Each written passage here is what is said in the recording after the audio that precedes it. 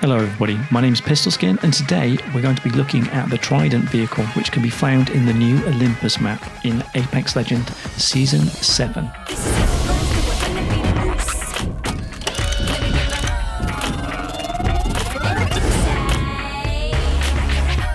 One of the first things that you should know that these are not Tridents and lay around the Olympus map just to confuse you. So how do you find yourself a Trident? Well, you could run around like a maniac like this, or you could simply pull up your map and look for these points. These reveal where the Tridents are at the start of the game, and they will be around the outside of the Olympus map. But as soon as anybody moves one of those Tridents, you won't see them anymore on that map.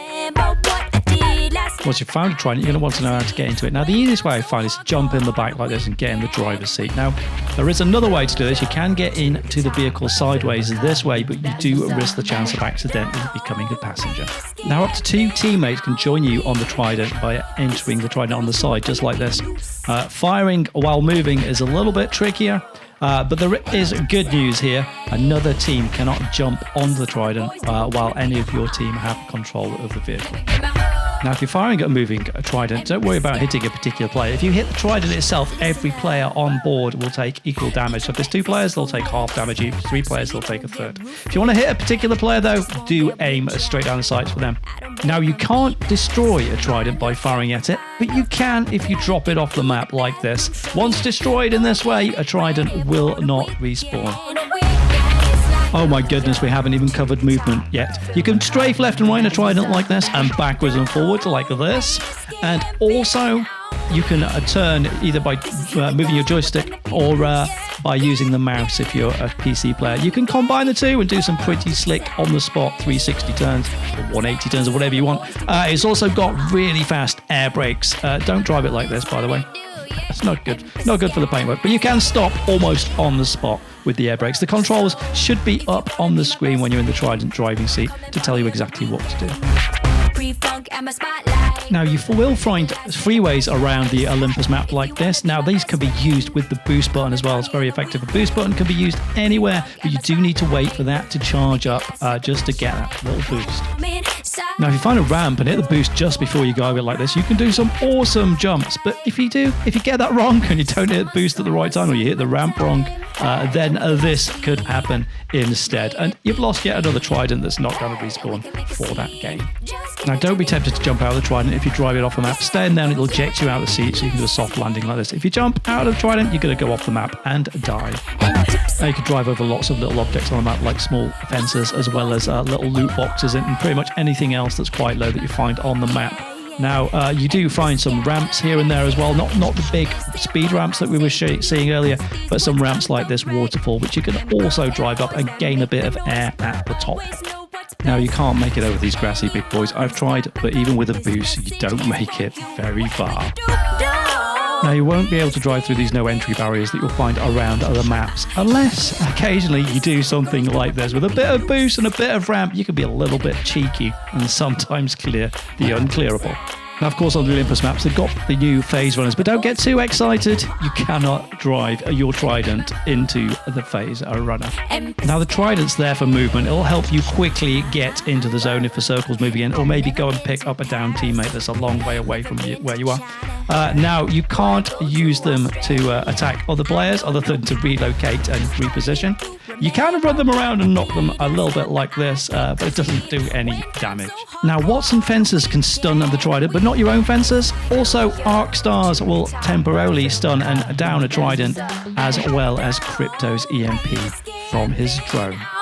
Now, let's take a look at how the legends interact with the Trident, starting with a brand new legend, Horizon, new to Season 7. Now, Horizon's gravity lift will let you get a Trident into the air a bit like this. This can help you get the Trident into some interesting locations, but do be aware, it will not fit in all the areas of the map. Listen up. Her ultimate black hole will slow down a Trident if you enter the field, but it is possible to drive through it and get out the other side. Next up, we've got Gibraltar, and the Gibby mains are really going to love this. Look at what happens if you put his tactical dome on top of the Trident. You've got yourself a mobile shield of protection for you and your homies. It makes it a little difficult to see what you're doing, but hey, who cares? This is Gibby in the driving seat. Next up, we've got Caustic, the gas man himself. Now, he can throw 2 of his caustic traps on top of the Trident. If you try and throw a third, though, it will just pop over the other side of the Trident and land on the floor like this. Anyway, that should stop somebody stealing your ride without thinking about it first.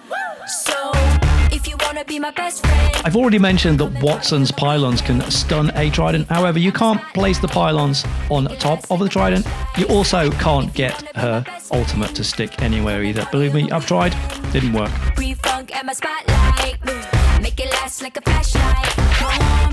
Next up, we've got Rampart, and you've guessed it, you can stick her minigun Sheila on the back of the Trident and give yourself a little tank to rove around hunting down those enemy players. Shooting's not as easy as it looks though, so don't expect to hit all your shots. Over. Unfortunately, you can't fit a black market on top of the Trident and go on some sort of a rampage shopping trip around the map.